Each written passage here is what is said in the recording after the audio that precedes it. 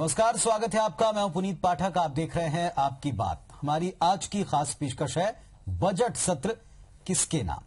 छत्तीसगढ़ विधानसभा का बजट सत्र, इसमें कई सारे ऐलान हुए, कई लंबी बहस हुई, कई बार पक्ष विपक्ष के दरमियान तकरारें होती भी दिखी। 27 फरवरी से शुरू हुआ ये सत्र अब खत्म हो चुका है, लेकिन इस सवाल के साथ कि इस बार ये सत्र किसके नाम रहा, सत्ता पक्ष के या विपक्ष के। 21 बैठकों वाले इस सत्र में मुद्दे ज्यादा हावी रहे या विपक्ष, ज्यादा जवाब सटीक रहे या सवाल ज्यादा पैने थे, सरकार की तैयारी बेहतर रही या विपक्ष के हमले में ज्यादा धार दिखी। ये तमाम सवाल हैं जिनके जवाब आज लेने की कोशिश हम करेंगे।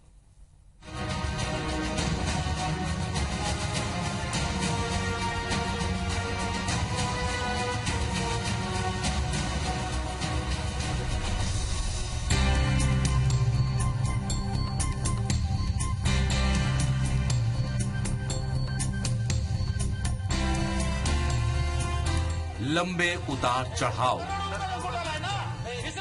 शोरगुल और आक्रमण प्रत्याक्रमण के साथ छत्तीसगढ़ विधानसभा का बजट सत्र का अवसान हो गया। लेकिन जो एक मुद्दा पूरे सत्र में छाया रहा वो है शराब का। लगभग हर दिन शराब को लेकर विपक्ष ने तीर चलाए और सत्ता पक्ष ने बचाव की कोशिश की। इसी दौरान सरकार ने ये ऐलान भी किया कि राज्य में 3000 तक की आबादी वाले गांवों में शराब दुकान नहीं खुलेगी। देखा जाए तो इस सत्र में सबसे लंबी चर्चा राज्य में पूर्ण शराबबंदी को लेकर ही हुई। इस पर कांग्रेस ने काम रोको प्रस्ताव भी लाया। जब उसे मंजूर नहीं किया गया तो उसने वेल में जाकर विरोध भी किया। कई और अहम सवाल भी काम रोको प्रस्ताव के जरिए लाए गए, लेकिन एक भी प्रस्ताव को सदन में चर्चा के लिए मंजूरी नहीं मिली। दूसरी ओर सदन में आचरण और अनुशासन को लेकर 3 सदस्यों अमित जोगी, आर.के. राय और सियाराम कौशिक को 3 दिनों के लिए निलंबन झेलना पड़ा, जबकि आर.के. राय को दोबारा 1 दिन के लिए निलंबित होना पड़ा। अपने विवादित परिधान के कारण डॉक्टर विमल चोपड़ा और केशव चंद्र भी 1 दिन के लिए निलंबित किए गए। अमित जोगी, आर.के. राय और सियाराम कौशिक के खिलाफ भारतीय जनता पार्टी ने निंदा प्रस्ताव भी पेश किया, जिसका कांग्रेस ने समर्थन किया। ये प्रस्ताव सदन में ध्वनि मत से पारित किया गया था। पूरे सदन ने अमित जोगी के उस बयान की निंदा की जिसमें उन्होंने गंगा जल छिड़ककर सदन को पवित्र करने की बात कही थी। सीएम रमन सिंह ने विनियोग विधेयक पर चर्चा का जवाब देते हुए कुछ बड़े ऐलान किए, जिनमें कर्मचारियों को 7वां वेतनमान, वन कर्मचारियों को कर्तव्य परायण पुरस्कार और दिव्यांगों को मुफ्त चावल देना शामिल है। प्रश्नकाल और ध्यानाकर्षण के जरिए भी इस बार विपक्ष ने बार बार सरकार को घेरने की कोशिश की। इस दौरान जिन मंत्रियों के जवाब संतोषजनक नहीं रहे, उन्हें सही जवाब देने के लिए आसंदी ने निर्देश भी दिया। बजट सत्र के दौरान 2 अशासकीय संकल्प पर भी सदन में आम राय बनी, जबकि 3 संशोधन विधेयक सर्वसम्मति से पारित हुए। वहीं कुल मिलाकर 6 विधेयक और 2 विनियोग विधेयक पारित किए गए हैं। कुल जमा यही लबोलुआब है इस बार के बजट सत्र का, जहां कई सवालों के जवाब मिले तो कई प्रश्न अनुत्तरित भी रह गए। धर्मेंद्र जायसवाल, IBC 24, रायपुर। तो बाहर से सत्र को देखने पर सबसे बड़ा मुद्दा ऐसा लगा कि जो सरकार का निर्णय है शराब की बिक्री का चलन अलग तरह से चलाने का, और साथ में पूर्ण शराबबंदी की मांग जो विपक्ष ने हर स्तर पर, हर जगह, सदन के भीतर, सड़क के ऊपर कई तरह के आंदोलन, कई तरह का घेराव करके जो जनता के बीच में एक छवि रखने की कोशिश की। सबसे बड़ा मुद्दा लगा कि शराबबंदी का है, पूर्ण शराबबंदी का है। लेकिन इसके अलावा भी चूंकि ये बजट सत्र है तो बजट पर चर्चा के साथ साथ कई सारे विधेयकों के साथ साथ कई सारे संशोधनों के साथ साथ इस सत्र की उपलब्धि आप क्या कहेंगे, इस पर चर्चा करने के लिए हमारे साथ में खास मेहमान के तौर पर प्रेम प्रकाश पांडे जी, प्रदेश के उच्च शिक्षा मंत्री छत्तीसगढ़ शासन के, जुड़ चुके हैं। पांडे जी, स्वागत है आपका इस चर्चा में। अगर आपके मुताबिक, क्योंकि विपक्ष के मुताबिक तो ऐसा लगा कि सबसे बड़ा अगर कोई मुद्दा था तो शराबबंदी का है, जो प्रदेश की जनता की मांग उन्होंने रखी है, लोगों के सामने भी यही छवि बनाने की कोशिश की कि इस व्यवस्था से जनता खुश नहीं है, कई जगह विरोध हमने देखे। आपके मुताबिक, सरकार के मुताबिक क्या उपलब्धि इस सदन?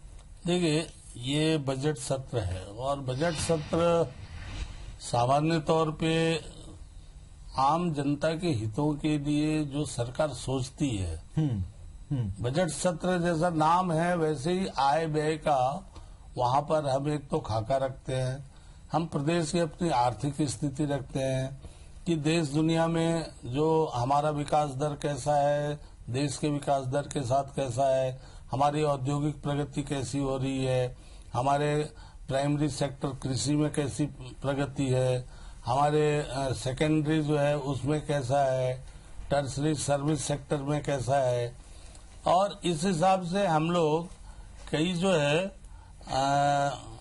वहाँ पर जो बजट के माध्यम से आम जनता को हम क्या दे सकते हैं। जैसे हम लोगों ने इस समय मान लीजिए कृषि विकास दर जो था 5.87%, जो देश में 4.1 है उससे ऊपर है। 9.9 सेवा क्षेत्र का विकास दर है, औद्योगिक विकास दर 6.11 है। तो ये सारी चीजों को लेकर के बजट का महत्व तो अपने आप में है कि प्रदेश के लोगों के लिए हम क्या कर रहे हैं, कितने स्कूल खोल रहे हैं, कॉलेज खोल रहे हैं, सड़कें बना रहे हैं। 10,000 करोड़ रुपए से भी ज्यादा की हम सड़कें बना रहे हैं। तो ये एक है। ये बात भी सही है कि जो बजट में सत्र में जैसे इस बार लगभग कुल जो है तारांकित 1643 प्रश्न लगे, जिसमें हाउस में 210 की चर्चा हुई। अब इन प्रश्नों और अतारांकित जो है 1502 जिसका जवाब दिया गया, तो लगभग आप देखें तो 16, 15, 21, 3200 प्रश्न लगे। ये जागरूक विधायक का भी एक वहाँ पर प्रतिनिधित्व हमारी विधानसभा कर रही है।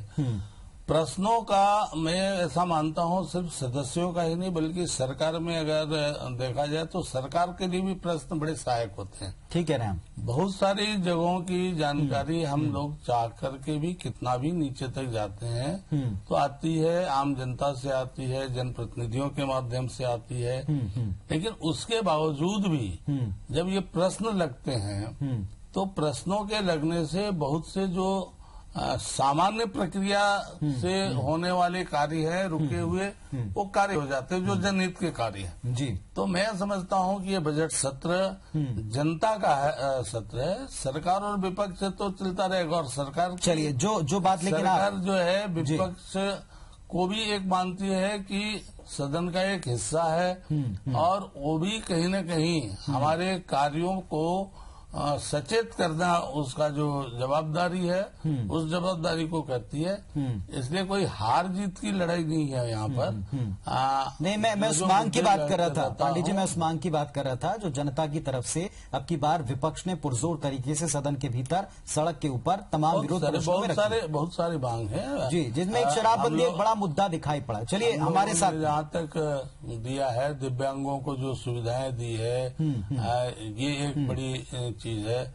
अभी हमने टाउन एंड कंट्री प्लानिंग में जो संशोधन किए हैं, बिल संशोधन किए हैं, उसमें FAR में बढ़ाया है कि अब कोई अतिरिक्त निर्माण करना चाहे। चलिए ये जो आप बड़ी उपलब्धि बता रहे हैं इस पर भी हम डिटेल में और चर्चा करते हैं। हमारे साथ में TS सिंहदेव जी भी जुड़ गए, नेता प्रतिपक्ष हैं। सदन में विपक्ष की तरफ से जितने तमाम आक्रमण हुए उन सबको लीड करते हुए दिखाई पड़े हैं। सिंहदेव जी आपका स्वागत करते हैं। सत्ता पक्ष ने बताया कि ये चूंकि बजट सत्र था तो एक जो कंपैरिजन जो सदन में भी और सदन के बाहर भी हमने सुनाई पड़ा कि सरकार की कामयाबियों का और क्या क्या पास किया गया इसका एक ब्यौरा है। लेकिन विपक्ष की तरफ से जो सबसे बड़ी मांग दिखी वो शराबबंदी को लेकर के थी। साथ में शराब दुकानें जिस तरह से अब खोली जा रही सरकार के द्वारा अब संचालित की जाएंगी इसका विरोध दिखाई पड़ा। आपके मुताबिक सदन किसके नाम रहा? सदन तो छत्तीसगढ़ की जनता के नाम ही रहना चाहिए, किसी एक दल का कभी होना नहीं चाहिए। और विफलताओं में मुझे लगता है कि सबसे बड़ी विफलताएं सरकार की, एक तो किसानों को बोनस नहीं दे पाना। बोनस की बात स्वयं सरकार के पक्ष से उनके राजनीतिक दल ने रखी थी और उससे सरकार अब लगता है पीछे हट गई है, पूरी तरह से पीछे हट गई है। और शराबबंदी की जो बात थी, शराबबंदी से ज्यादा इस बार सदन में चर्चा हुई थी कि सरकार स्वयं दारू के बिक्री का कारोबार खुद ना करे। अगर आपको दिखता है कि ये जो चल रही है व्यवस्था ये ठीक नहीं है तो आप इसको त्यागें और शराबबंदी पूरी तरह से लागू करें, जैसा बिहार में भी अभी उपयोग में लाया गया है। ये मांग पुरजोर रखी गई। आप इस पर कुछ कहना चाहेंगे क्योंकि यही बार भी दिखाई दिया है पांडे जी, यही बार दिखाई दिया है सरकार इस मुद्दे के ऊपर जिस तरह और जब भी जवाब दी है ऐसा लगा कि जनता उस जवाब को एक्सेप्ट नहीं कर पाई। नहीं, अब प्रतिपक्ष ने अपने मुद्दे उठाए, सरकार ने भी उसका प्रत्येक बिंदुवार हमारे आबकारी मंत्री जी ने आज विधेयक के माध्यम से जवाब दिया है। और मैं समझता हूँ वो जवाब सरकार की तरफ से पर्याप्त है। नहीं, लेकिन लगता है कि जनता विपक्ष के साथ इस मुद्दे पर है। क्या ये एक वाकई आने वाले समय में एक परेशानी खड़ी करेगा सरकार के लिए? नहीं, ऐसा नहीं है। जनता देखिए, ये कोई एक मुद्दा ऐसा नहीं है। ये जनता बहुत सारे मुद्दों में, हमारे जो डेवलपमेंट के काम हैं, हमारे जो एजुकेशन है, हमारे जो औद्योगिक विकास है, हमारे जो स्किल डेवलपमेंट के काम चल रहे हैं, हमारे अन्य जो उनके अभी हम जो आबादी भूमि का पट्टा देने वाले हैं, ऐसे विकास कार्यों में जनता की ज्यादा रुचि है। बाकी बहुत सारे चीजें हो सकती हैं, ये नीतिगत कि शराबबंदी लागू हो नहीं होगी, सरकार ने कहा नहीं है कि, सरकार ने भी कहा है हमारे मुख्यमंत्री जी कि ये शराबबंदी की ओर हम आगे बढ़ रहे हैं। सिंहदेव जी, लगता है इस मामले में सरकार सही दिशा में आगे बढ़ रही? विपक्ष को क्या लगता है? सरकार ने आज जो विधेयक प्रस्तुत किया उसमें शराब बंदी के संदर्भ में एक शब्द भी नहीं बोला।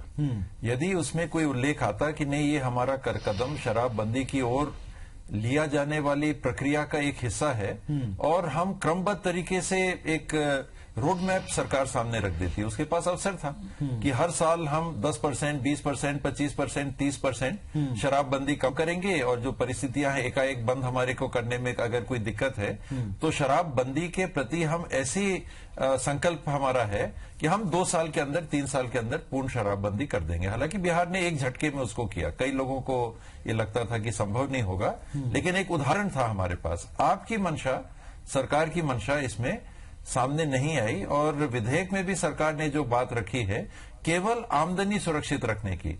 अगर अवैध बिक्री हो रही थी तो अवैध बिक्री को इसलिए रोकना, इसलिए नहीं कि वो सामाजिक कुरीति है, इसलिए रोकना क्योंकि हमारे आय में कमी आ रही थी। जो अवैध बिक्री थी उसका लाभ, उसका जो टैक्स है, उसका जो हिस्सा सरकार को मिलना था वो नहीं मिलता। तो ये जो सरकार का दृष्टिकोण था ये निराशाजनक था। और मुख्यमंत्री जी का विशेष करके ये कहना कि पीडीएस की तरह अब हम शराब की दुकान को चलाएंगे, यानी पीडीएस जिसको आप ये माने कि एक आखिरी व्यक्ति समाज का, उसके लिए कुपोषण से दूर करने के लिए आपने जिस योजना को चलाया उसके लिए आपने बहुत सारी बातें कही। हम इसको हमने कंप्यूटराइज किया, हमने आईटी पे लाया, हमने इसको पारदर्शी किया, उसकी जो भी कमियां और रही हों जो समय समय पर हम लोगों ने बताई।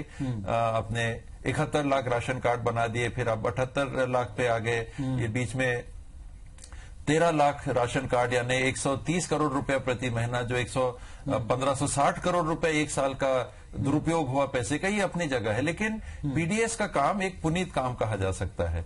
उसको मुख्यमंत्री जी का शराब की बिक्री को पीडीएस की तुलना करके प्रस्तुत करना और उसको ऐसा प्रस्तुत करना कि अगले चुनाव में हमारा एक ये प्रमुख आधार रहेगा लोगों का विश्वास जीतना, ये बहुत निराशाजनक था। चलिए अब थोड़े इम्पैक्ट की बात करेंगे, एक छोटा सा ब्रेक यहां लेते हैं। ब्रेक के बाद चूंकि सरकार, सत्ता पक्ष या विपक्ष दोनों जनता के बीच जाती है, जवाबदेही जनता के प्रति बनती है और जनता निश्चित तौर पर सत्ता पक्ष और विपक्ष से कुछ सवाल जो पूछ रही है, आने वाले चुनाव के नजरिए से भी अगर आप देखें तो क्या उसके लिए इस तरह के स्टेप इस वक्त किए जाने, इसको लेकर दोनों क्या कहते हैं, सत्ता पक्ष विपक्ष की राय जानेंगे छोटे से ब्रेक के बाद।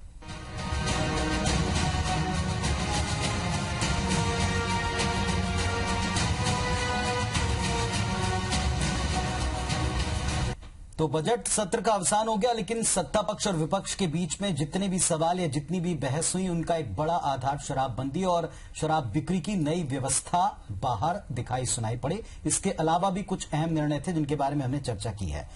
पांडे जी, सबसे इंपॉर्टेंट बात यह कि सत्ता पक्ष हो या विपक्ष हो, कोई भी पॉपुलिस्ट निर्णय लेता है जो जनता को समझ में आए, जो जनता के बीच में लोकप्रिय हो। ये निर्णय आने वाले समय में क्या सत्ता पक्ष के लिए परेशानी खड़ी करेगा? नहीं, इस निर्णय में एक जो आज मुख्यमंत्री जी ने घोषणा की है कि 3000 की आबादी वाले गांव में शराब बिक्री नहीं होगी, ये बड़ा निर्णय है, मैं समझता हूँ। और इस दृष्टि से हमको पॉजिटिव देखना चाहिए और पॉजिटिव ही सोचना चाहिए। चलिए पॉजिटिव सोचना। सिंहदेव जी, क्या लगता है, क्योंकि यही सवाल विपक्ष के लिए भी है, अगर कोई निर्णय जो पॉपुलिस्ट नहीं है, जिसका विरोध ज्यादा हो रहा है, विपक्ष के लिए तो एक दमदार मौका है और मुद्दा भी है। ये तो झोली में देने वाली बात होती है। अगर अड़ जाती है सरकार किसी मुद्दे पे, बहुत जगह से फीडबैक आ रहा है, मीडिया से फीडबैक आ रहा है, आम लोगों से फीडबैक आ रहा है, महिलाओं का आंदोलन सामने है, गांव में यदि आप जाके किसी से भी पूछें निष्पक्ष होके, मैक्सिमम लोग और विशेष करके महिलाओं का ये कहना है कि नहीं, ये शराबबंदी होनी चाहिए। बावजूद उसके अगर रमन सिंह जी चाउर वाले बाबा से दारू वाले बाबा बनना चाहते हैं तो उनके लिए भाई बहुत अच्छी बात है। तो आने वाले समय के में लिए तो अच्छा है। जी, आने वाले समय में विपक्ष का इसमें क्या रवैया रहने वाला है? क्योंकि अभी ऐसा दिखाई पड़ा कि सदन के भीतर बाहर इस मुद्दे पर जमकर चारों तरफ से घेरने का प्रयास हुआ और ये पूरा का पूरा सदन का हम कह सकते हैं कि एक लब्बोलुबाब जो बाहर दिख रहा था वो इस एक मुद्दे के इर्द गिर्द आकर ठहर गया। अब आगे विपक्ष क्या करेगा? सरकार का असंवेदनशील चेहरा जो है ये देखिए बार बार झलक रहा है। आग फुड़वा कांड हुआ, उसमें असंवेदनशीलता सामने आई। गर्भाशय कांड हुआ, उसमें असंवेदनशीलता सामने आई। नसबंदी कांड हुआ, उसमें असंवेदनशीलता सामने आई। किसानों के संदर्भ में बोनस की बात आई तो एक असंवेदनशीलता सामने आई कि नहीं, हम सुनने को तैयार नहीं है। और ये क्रम होते होते यदि इस परिस्थिति में आ जाता है कि एक सर्वमान्य सामाजिक बुराई जिसको लोग कहते हैं कि इसको कम से कम करना चाहिए या समाप्त करना चाहिए, संविधान के अनुच्छेद 47 में जिसका जिक्र है, जिसके प्रावधान अन्यत्र भी अनेकों जगह उपलब्ध पाए जाते हैं, उस पे भी सरकार अगर ये जिद कर लेती है कि नहीं हम ही शराब बेचेंगे, रोकना तो छोड़िए, हमारी भारत माता वाहिनी हो गई पीछे। आज एक सदस्य बता रहे थे कि उनके संस्थापक सदस्य हेगड़ेवार जी, उनके क्या विचार थे नागपुर के संदर्भ में, उनके उस समय के विचार थे कि पूर्ण शराबबंदी होनी चाहिए। कोई दुकान चल रही है उसको बंद करो, कोई सेवन करने जा रहा है उसको जाके रोको, उसको शराब मत लेने दो और उस शराब दुकानों को बंद कराओ। और नागपुर पूरा शराब से मुक्त होना चाहिए, पूरी तो क्या इसे हठधर्मिता के तौर पर आप लेते हैं? निश्चित रूप से कुछ मुद्दों पे मुझे लगता है कि मुख्यमंत्री जी आके एक जगह अटक जाते हैं और फिर वो अटल से हो जाते हैं कि नहीं अब हमने तो ये बोल दिया, अब हम इससे पीछे नहीं जाएंगे। मुख्य सचिव को बताइए इसका अध्यक्ष बनाना ये समझ के परे की बात है कि पूरे प्रशासन का आपका जो प्रमुख है वो शराब बेचने के काम की व्यवस्था देखेगा। जिनको संवेदनशील अन्य मुद्दों पे लोगों के दुख दर्द के लिए ध्यान अपना देना चाहिए, वो शराब बेचने की तरफ ध्यान देगा, कौन इसको स्वीकार करेगा? तो हमारे लिए तो अच्छा कदम है। क्या सरकार ने इसका भी तोड़ सोच रखा है? क्योंकि व्यवस्था सुधारने के नाम पर हो रहा है सब। पहले तो मैं नेताजी को कि मुख्यमंत्री जी हमारे असंवेदनशील नहीं है। इन्होंने 3-4 मुद्दे बताए, आग फुड़वा हुआ, गर्भाशय कांड हुआ, नसबंदी हुआ और सब पर सरकार ने तत्परता से तत्कालीन समय में निर्णय लिया। जो लोग दोषी हैं उनके खिलाफ केसेस भी चल रहे हैं, कुछ लोग जेल के अंदर भी हुए, कुछ प्रक्रियाधीन है और साथ साथ बहुत सारे जो परिवर्तन होने थे उसमें परिवर्तन हुए, सुधार की दिशा में भी बढ़ा गया। और मुख्यमंत्री जी कम से कम पिछले 13 वर्षों में जो उन्होंने कार्य किया है संवेदनशीलता का, 1 रुपये का चावल आप देख लो, हिंदुस्तान में कहीं भी 0% पे आपको किसानों को इंटरेस्ट नहीं मिलता है। आपके सारी सुविधाएं जो मिलनी चाहिए, लेकिन जनता ताजा चीज देखती ना, ये जो ताजा निर्णय है और इसका जो विरोध है, और निश्चित तौर पर विपक्ष इस मुद्दे को छोड़ेगा नहीं। ये मैं समझता हूँ कि देखिए सामाजिक कार्यों के मामले में कुछ सामाजिक बुराइयां होती है जिसमें समाज को जागृत करने का काम, आखिर भारत माता वाहिनी का निर्माण भी सरकार ने किया, तो सरकार उसके माध्यम से जागरण भी कर रही है और जागरण करने के साथ साथ प्रशासकीय कार्य भी कर रही है।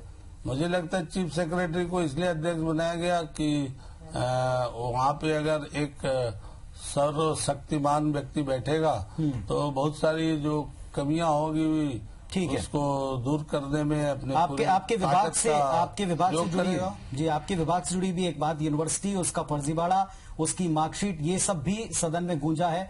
आप ही के पक्ष के एक जो विधायक हैं उन्होंने भी इस मुद्दे को उठाया, इस पर आप कुछ कहेंगे? क्योंकि ये भी आने वाले समय में चूंकि छात्रों के भविष्य से जुड़ा मामला है। नहीं, मैंने माननीय सदस्य को विधानसभा के अंदर भी कहा और विभाग के बाहर भी। उनका प्रश्न जो था वो विश्वविद्यालय से संबंधित था और बाद में जो उनने बताया उनके पास जो सर्टिफिकेट थे वो दुरुस्त केंद्र के मामले में थे।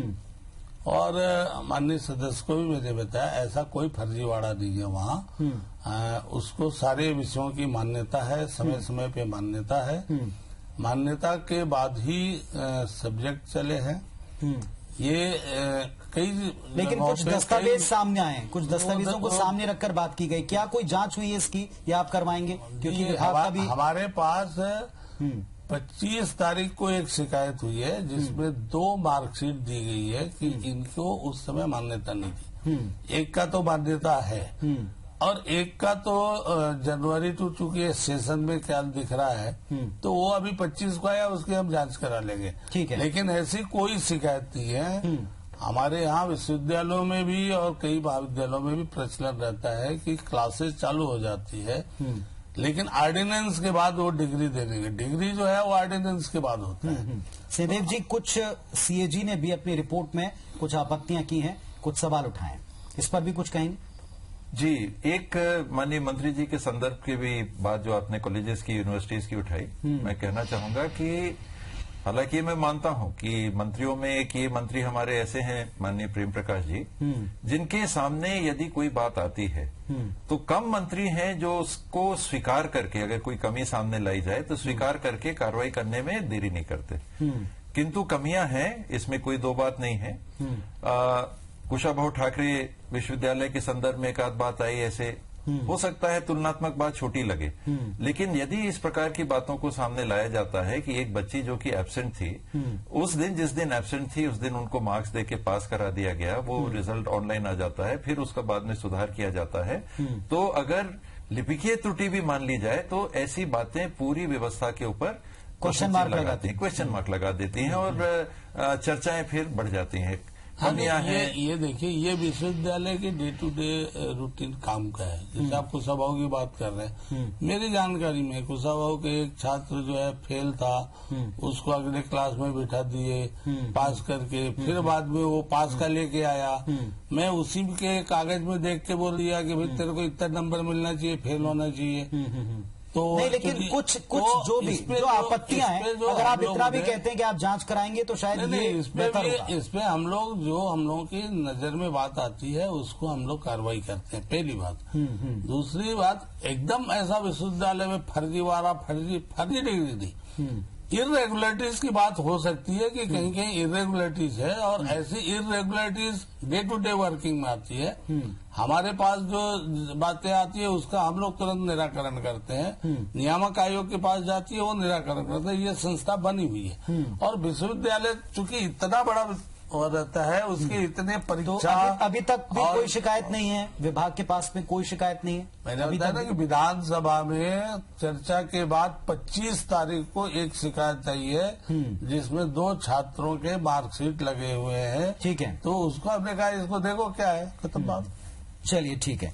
तो कुल मिलाकर सत्ता पक्ष ने, विपक्ष ने अपने अपने पॉइंट्स रखे हैं। सिंहदेव जी, क्या फाइनल कमेंट आप करना चाहेंगे इस पूरे सत्र को जनता के लिहाज से आप कैसे देखते हैं? इस पर कुछ फाइनल कमेंट करना चाहेंगे? बातें और पारदर्शी तरीके से सामने आनी चाहिए। सत्ता पक्ष उन्हीं आंकड़ों को अपने पक्ष में प्रस्तुत करता है, विपक्ष अपना दृष्टिकोण प्रस्तुत करता है। पिछले साल सीएजी की रिपोर्ट का आपने हवाला दिया, सरकार लगभग 12,005 करोड़ रुपए खर्च नहीं कर पाई थी। वर्ष 15-16 में सरकार ने जो पैसे बजट के माध्यम से मांगे, 20,083 करोड़ .91 यानी 91 लाख रुपए, 20,083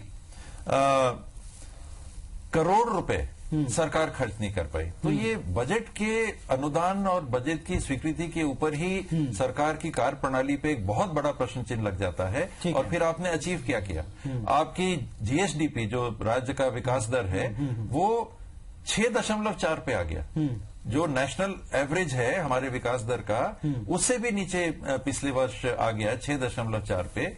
आपकी जो लोन है, प्रति व्यक्ति ऋण 19,000 से ऊपर छत्तीसगढ़ के नागरिक के ऊपर हो गया। ये भी बातें सामने, जब आप लोन लेके काम करना चाहते हो, आप लो, अगर मान्य आने वाले समय में आने वाले समय में कमोबेश ये सारे मुद्दे बड़ी परेशानी खड़ी कर सकते हैं सत्ता पक्ष के लिए, ये हम मान सकते हैं निश्चित रूप से। आप दोनों का बहुत बहुत हम शुक्रिया करते हैं इस चर्चा में शामिल होने के लिए। तो इस सेशन के बाद में, सत्र के बाद में जो सत्ता पक्ष के साथ में सवाल जुड़े उनका जवाब सत्ता पक्ष कैसे देगा और विपक्ष कैसे घेरेगा, इस पर नजर हमारी बराबर बनी रहेगी। नमस्कार।